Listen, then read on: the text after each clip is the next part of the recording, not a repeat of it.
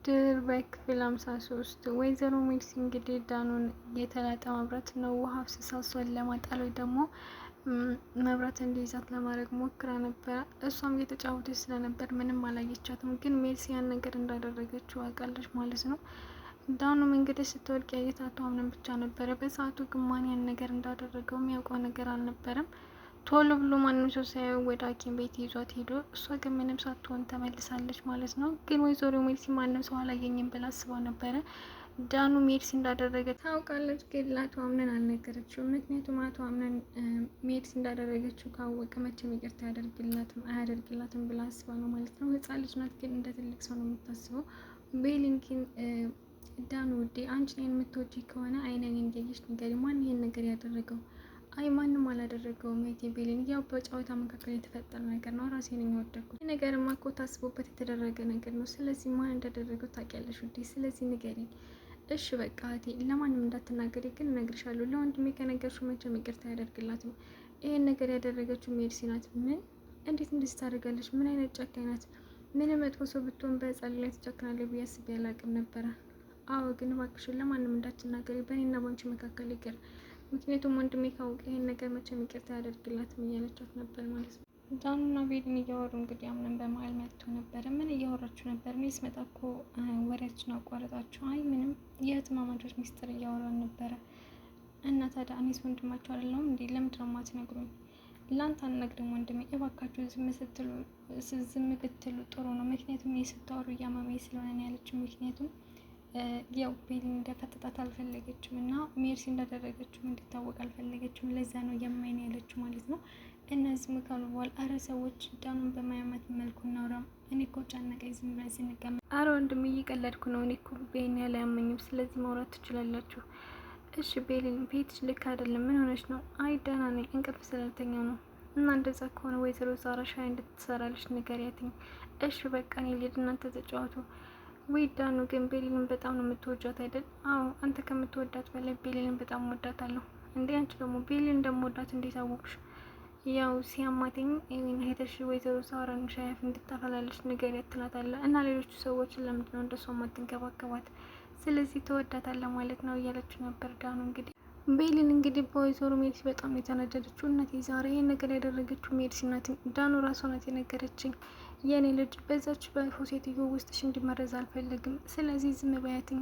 ሜርሲ ሲጀመር ከመጀመሪያው መጥፎ ሰው ናት። እኔ ግን ያህል በዚህ ልክ ሜርሲ መጥፎ ሰው ትሆናለች ብዬ አስቤ አላቅም ነበረ። እኔ ነኝ የማውቃት የኔ ልጅ። ስለዚህ ሜርሲን ዝም በያትኝ። ምክንያቱም እሷ ራሱ እንደሷ ልታደርግሽ ትችላለች። ከእንደዚህ አይነት መጥፎ ሰዎች በጊዜ መራቅ ነው የሚሻ። ማሪያ ደግሞ ምን ለምን ጊዜ አይሰጠኝም እያለች ትገኛለች። እኔ ስደውልለት ስልክ እያነሳልኝ አልነበር። በሰዓቱ ተደናግጬ ስለነበረ ነው። እና ደግሞ ለአንቺ መደወል አይጠበቅብኝም። ምን ማለት ነው? እኔ እኮ ሚስት ነኝ። ስለዚህ አንተ የሄድክበትን ቦታ ማሳወቅ የለብህም። በዛ ላይ ደግሞ እኔ ስለ አንተ እየተጨነቅኩ ነበር። ከኔ በፊት ላይ ነበር መደወል የነበረብህ። ሴትዮ የነበርኩበትን ሁኔታ አንቺ ስላላወቅሽ ነው። ስለዚህ በተሳሳተ ሰው ልመርጥ አልችልም። ላገኘው ሰው ነው የደወልኩትኝ።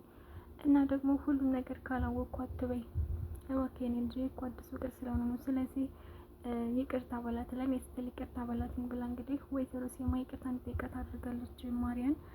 እሺ አቶ አምነን በሰዎች ግፊትም ቢሆን ይቅርታ ስላደረግልኝ በጣም አመሰግናለሁ። እንግዲህ ማሪያን እና አምነን እየተጣሉ ይገኛሉ ማለት ነው። ሲጀመር ከመጀመሪያው አቶ አምነን ማሪያን አይወዳትም፣ ግን እሷ በግድ በራሷ በፍላጎቷ አምነን የራሴ ካላደረኩ በማለት በወይዘሮ ሴማ ግፊት ነበር ወደዛ የመጣችው።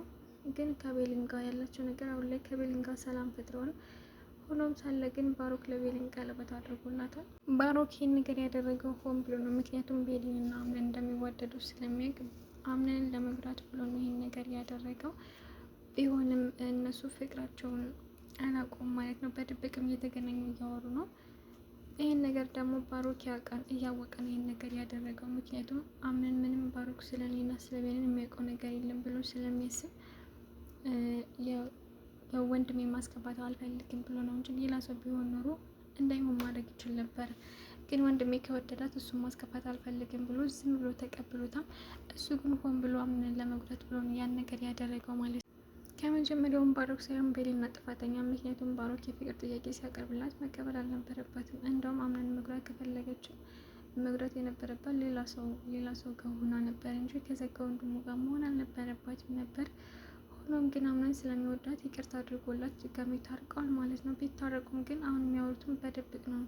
ምክንያቱም ቤሊም የራሷ ህይወት አላት፣ አምናንም የራሱ ህይወት አለው። ግን ከማሪያ ጋር የሆነው ቤሊን ለማስቀናት ብሎ ነበረ።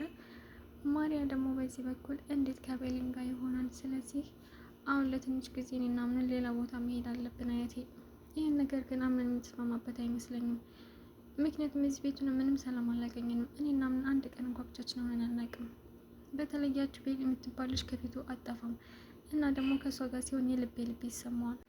ካልተስማማ በሀሳቡ አባቴ እንደጠራው ነግረዋለሁ። ስለዚህ አብረን እንሄዳለን ብላሽ በቃ እሺ ካለሽ እጅና ሞክሪ ብላትኝ አምንና ቤልን በተቀመጡበት አምን ወደ አባቴ እንድንሄድ እፈልጋለሁ። ለትንሽ ጊዜ እናንተ ለብቻችን እንድንሆን እፈልጋለሁ። ምን ማለት ነው ማሪያ? አባቴ ነው እንደዛ ያለው እና ቢሆንስ ለእኔ ሳትነግሪኝ እኮ እንደዛ ማለት አልነበረብሽም። እኔ እናንተ ነው ስላላችሁ የሚሄድ እናንተ ቅር ስላላችሁ የሚቀር ሰው አይደለሁም። ሲቀጥል ደግሞ እኔ ስራ ያለኝ ሰው ነማ። እኔ ብቻ የሚሄድ እችላለሁ። አይ ሂጅ ከፈለግሽ አንቺ ብቻሽን መሄድ ትችላለሽ። የአንቺ ነጻ ፈቃድ የሚጋፋ ሰው የለም። እሺ እንደዛ ከሆነ ብላ እንግዲህ ማሪያ ተናዳ በአምን ሄዳለች ማለት ነው። ቤሊን ደግሞ ቤሊን ማለት የማሪያ እንደዛ ስላልተናገራት ደስ ብሎታል። ግን እንደዛ ደስተኛ መሆን አልነበረባትም። ምክንያቱም ይህ ነገር ውስጥ እንዲገባ ያደረገችው ራሷ ቤሊን ናት። ሁለታቸውን በልክ ተነሳስተው ነው የማይሆን ነገር ውስጥ የገቡትኝ። በእርግጥ ባሮክ ሆን ብሎ ቢያደርገውም ማሪያ ግን አምነንና ቤሊን ፍቅረኛሞች እንደነበሩ የምታውቀው ነገር የለም ማለት ነው። ባሮክ ግን ሆን ብሎ ነው ይህን ነገር ያደረገው፣ ምክንያቱም አምነን ለመጉዳት ስለሚፈልግ። ስለዚህ የሱ የሆነ ነገር በሙሉ ወስድበታለሁ ብሎ ስለሚያስብ ነው፣ በአምነን ስለሚቀና ነው ማለት ነው ለቤሊን የፍቅር ጥያቄ ያቀረበላት። ቤሊን ደግሞ በሰዓቱ አምነን ማናደድ ስለምትፈልግ እሱን ለማስቀናት ብላ ነበር የባሮክን የፍቅር ጥያቄ የተቀበለችው እንጂ ባሮክን ወደው አይደለም። ባሮክ ይህን ነገር ያውቃል። ምክንያቱም ቤሊን አምነን እንደምትወደው፣ ግን እሱ አምነን ለማናደድ ብሎ ለቤሊን የፍቅር ጥያቄ እንዳቀረበላት ያውቃል። ሆኖም ሳለ ግን ማሪያ የምታውቀው ነገር ያለ ማለት ነው። አሁን ላይ ግን ከቤሊን ጋር ሲሆን የልብ ይሰማዋል። የማይሆን ነገር ነው የሚናገረኝ።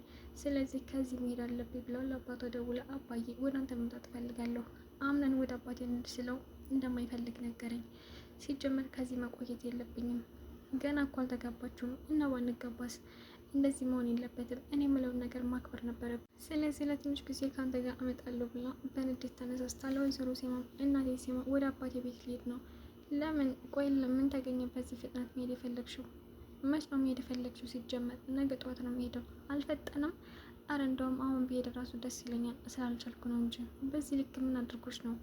ወይዘሮ ሴማ ማሪያ ወደ ውጭ ሀገር ልትሄድ ነው እንዴ? አዎ ወደ አባቷ ልትሄድ ነው። አባቷን ማገዝ አለባትኝ።